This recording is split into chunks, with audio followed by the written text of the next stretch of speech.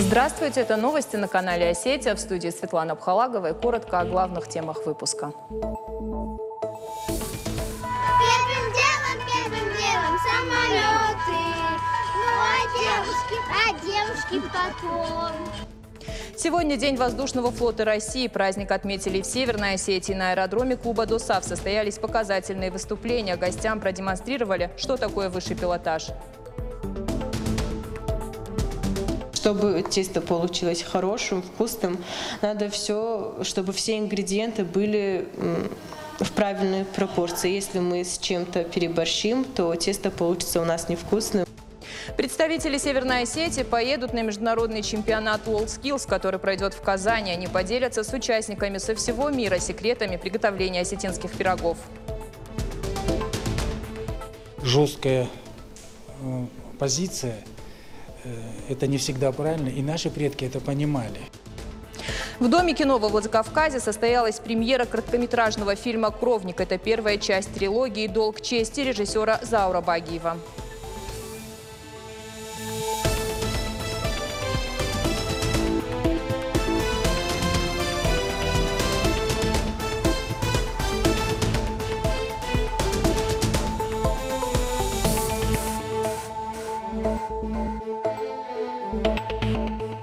Движение транспорта по Транскавказской автомагистрали возобновлено. Об этом сообщает пресс-служба МЧС Республики. Напомним, накануне движение по Транскаму было приостановлено. Дорогу закрыли из-за схода селевого потока на участке автомагистрали Бурон-Нар. Как отметили в чрезвычайном ведомстве, сейчас дорожное полотно расчистили и движение разрешено в обоих направлениях.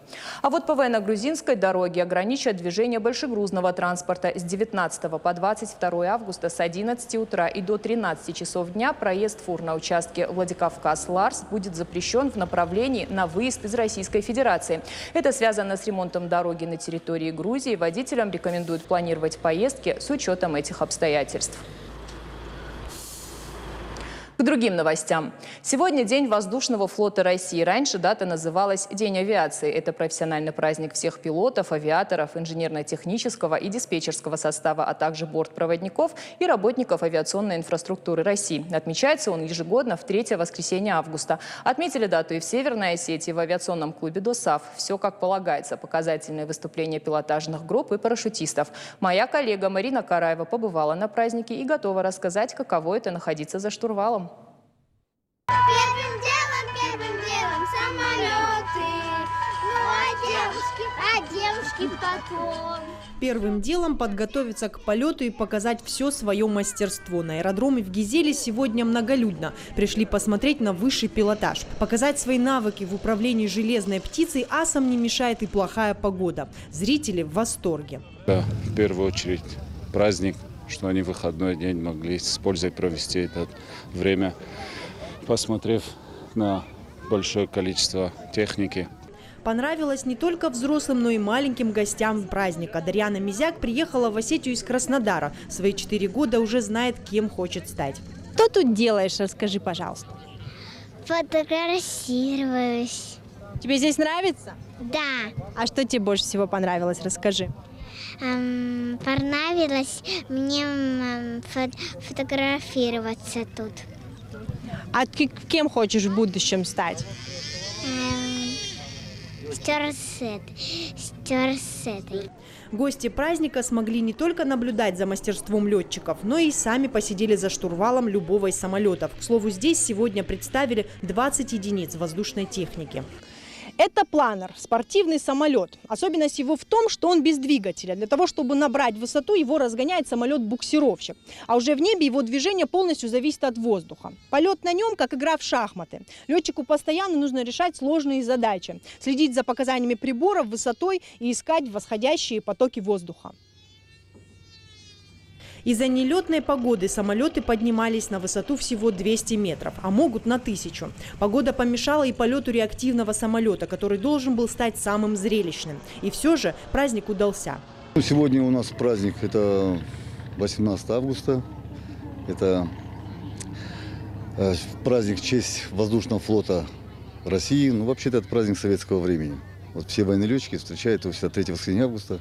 Поэтому, пользуясь случаем, я хочу поздравить всех летчиков нашей республики, гостей Ну и всей нашей России с праздником счастья, здоровья, летного долголетия.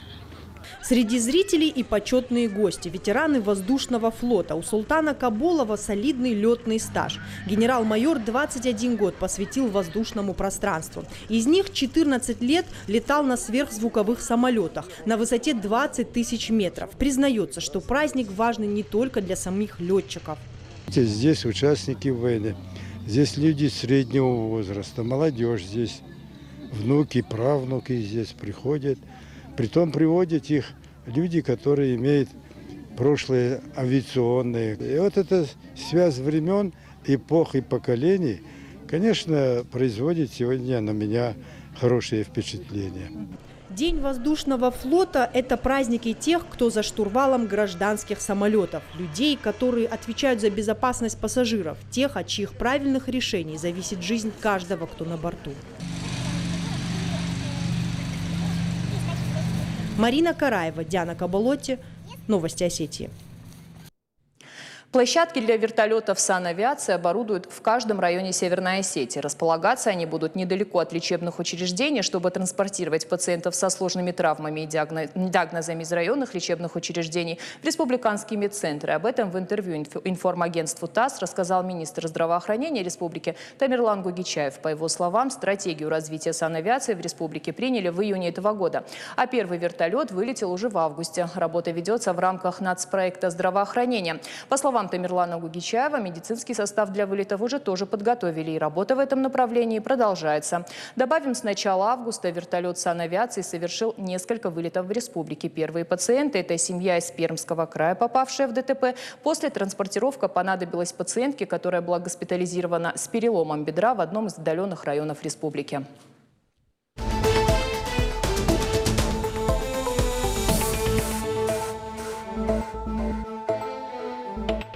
Имущество Дигбанка продадут на торгах почти за 11 миллионов рублей, а точнее за 10 миллионов 700 тысяч рублей. Информация размещена на сайте Единого федерального реестра сведений о банкротах, пишет РБК. Всего торгуется 11 лотов. Самое дорогое нежилое здание в городе Прохладной, площадью более чем в 500 квадратных метров. Оно выставлено на аукцион за 3 миллиона 700 тысяч рублей. Также с торгов планируют продать квартиру во Владикавказе площадью больше 40 квадратных метров.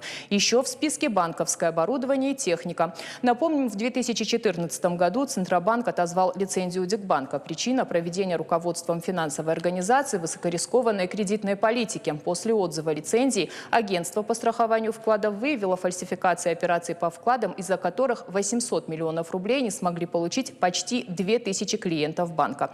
Добавим, Дигбанк был зарегистрирован в Северной Осетии в 1993 году. Международный чемпионат рабочих профессий WorldSkills 2019 пройдет в Казани. С 22 по 29 августа молодые инженеры, программисты, дизайнеры и другие специалисты покажут свое мастерство в одиночных и командных соревнованиях. Чемпионат проведут в 45-й раз. Северную Осетию там представит студентка Северокавказского аграрного технологического колледжа Дзыраса Загалова. На интерактивной площадке она проведет мастер-классы по выпечке остинских пирогов. Подробнее Алина Хасцаева. Дзыраса Загалова учится на повара-кондитера. В выборе будущей профессии ни минуты не сомневалась. Сейчас девушка на 2-м курсе. За это время успела научиться многому. Но больше всего, признается, любит печь остинские пироги. Всегда с интересом смотрела, как мама готовит. Теперь и сама знает секреты приготовления национального блюда. Чтобы тесто получилось хорошим, вкусным, надо все, чтобы все ингредиенты были в правильной пропорции. Если мы с чем-то переборщим, то тесто получится у нас невкусным. В приготовлении пирогов интересно все. Это национальное наше блюдо. Это, естественно, всегда приятно. С настроением их надо готовить, с чистой душой, чтобы на уме не было никаких злых мыслей. Уже на днях Дзыраса Загалова отправится на международный чемпионат WorldSkills. В таком масштабном мероприятии девушка участвует впервые. Дзыраса с еще 2 участницами проведет мастер-классы для участников и гостей мероприятия по выпечке остинских пирогов. Говорит, это большая ответственность – показать нашу культуру людям со всего мира. К этому событию Дзыраса готовится уже 2 месяца вместе со своим наставником Жанной Хубаевой. Каждый день приходит ко мне Дзера, и каждый день мы с ней готовим пироги осетинские. Обращаю внимание, как она все это делает, подсказываю ей кое-что, чтобы она как бы выпекала их и готовила, собирала красиво, чтобы были красивые пироги, однородные.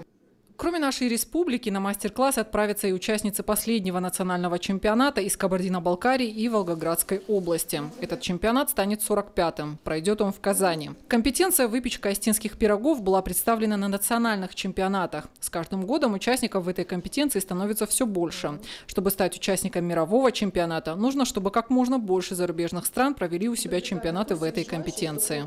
Основная цель этой площадки TrySkills – это продвижение нашей культуры. То есть для осетин осетинские пироги являются священным образом. То есть через осетинские пироги мы можем выразить традиции, обычаи, ритуалы и так далее. На мастер-классах мы показываем, как правильно готовить пироги, какая последовательность закладки всех ингредиентов, соотношение начинки и теста, как правильно выпекать, как правильно подавать. Кроме того, к мастер-классам планируют привлечь ведущих мировых поваров. Интерактивная площадка будет работать на чемпионате 4 дня. Вместе с участницами на чемпионат поедут и профессионалы. Планируют выпекать не меньше 100 пирогов в день, чтобы все желающие смогли попробовать популярное осетинское блюдо. Алина Хасаева, Айвен Гатехов, Новости Осетии. В Доме кино во Владикавказе состоялась премьера короткометражного фильма «Кровник». Это первая часть трилогии «Долг чести». Режиссер, автор сценария и композитор Заур Багиев. Длительность фильма 15 минут. Актерский состав – 6 человек. Главную роль в фильме исполнил Гиви Валиев, заслуженный артист Северной Осетии, Кабардино-Балкарии. Картина рассказывает о молодом горце, который отправляется отомстить убийце своего отца. Но, прибыв на место, он решает этого не делать. Основная идея фильма, по словам режиссера, в том, что любовь выше справедливости и что наши предки умели прощать. Снимали фильм 3 дня, готовились к съемкам в течение месяца. Натурные съемки проходили в Кубанском ущелье, павильоны в музее Костахи Тагурова. Зрителям показали картину в 2 вариантах – на осетинском и русском языках. Я бы подчеркнул очень сильно нравственное начало. Автор хотел показать, что в таких суровых условиях жили наши предки, находились наши предки. Вот эта кровная месть. Но все равно они не перешагивали вот эту черту и оставались до конца людьми. Жесткая позиция – это не всегда правильно, и наши предки это понимали. И я думаю, что под личиной вот этих кинжалов и лошадей и приключений я хотел показать, что все-таки мы хотели показать, все-таки, что у осетинов все-таки существует высшее начало, и мы это понимаем по-своему. В эфире новости. Мы продолжаем выпуск. К другим новостям. Курорты южных регионов России не рассчитаны на прием массовых туристических потоков. Именно поэтому система «Все включено» там пока не так популярна. Таким мнением поделился вице-президент Федерации рестораторов и ательеров России Вадим Прасов.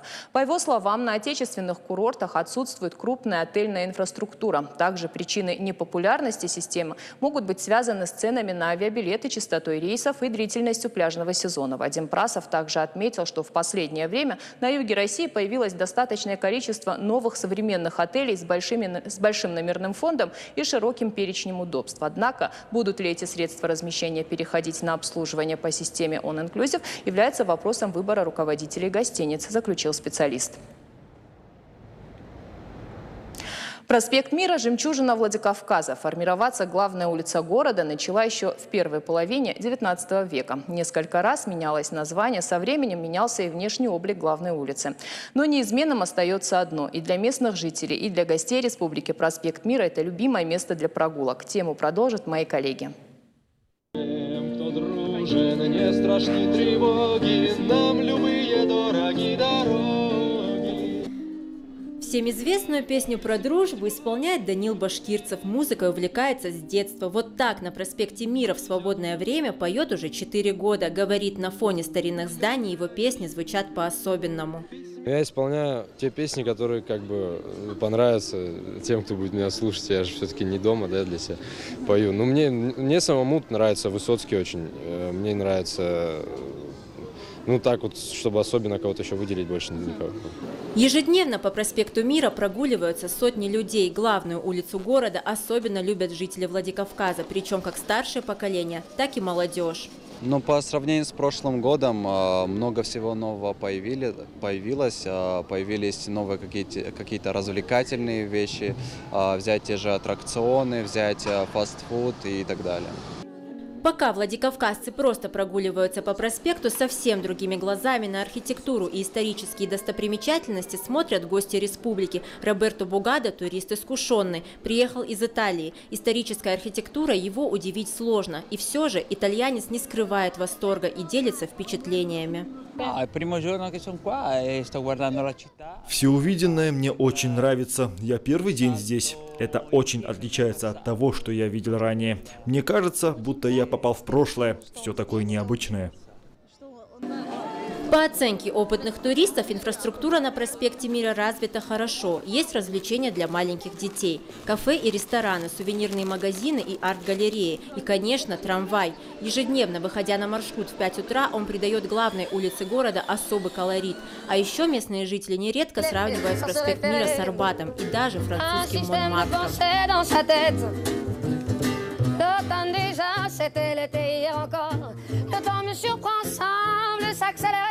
Габриэла Гаглоева, Карина Гигалаева, Николас Джиоев, Алан Суанов. Новости Осетии. 21 августа на стадионе «Спартак» во Владикавказе состоится футбольный матч. Алания Владикавказ сыграет с Волгоградским «Ротором». Это будет 1/32 финала турнира Кубка России. По предварительной информации, матч начнется в 16 часов. Напомним, Кубок России проводится с 1992 года. В этом турнире могут участвовать профессиональные футбольные клубы, а также любительские, которые выигрывали региональные соревнования 3 и 4 дивизионов. Победитель Кубка перед началом следующего сезона играет с чемпионом России в Суперкубке и получает право выступать в Лиге Европы. И в конце выпуска о погоде. На новой неделе в республике будет жарко. По информации синоптиков, в ближайшие дни воздух днем будет прогреваться до 30-32 градусов тепла, а в вечерние часы столбик термометра поднимется до 19-24 градусов тепла. На завтра синоптики обещают облачную с прояснениями погоду. Местами возможна гроза. Температура воздуха днем 26-31 градус тепла, ночью около 20 градусов со знаком плюс.